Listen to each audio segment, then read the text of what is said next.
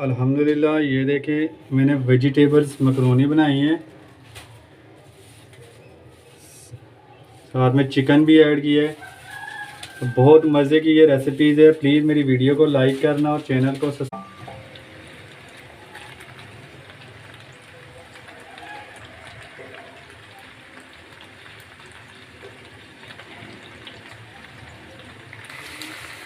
ये देखें 2-3 मिनट मैंने इसको अच्छी तरीके से पका लिया। माशाल्लाह अल्हम्दुलिल्लाह ये बन के तैयार हो गई वेजिटेबल मकरोनी। ये देखें बहुत ही मज़े की, बहुत ही टेस्टी ये बनती है। प्लीज़ मेरी वीडियो को लाइक करना, चैनल को सब्सक्राइब करना ताकि लेटेस्ट आने वाली वीडियो आप तक ज़रूर पहुँचे।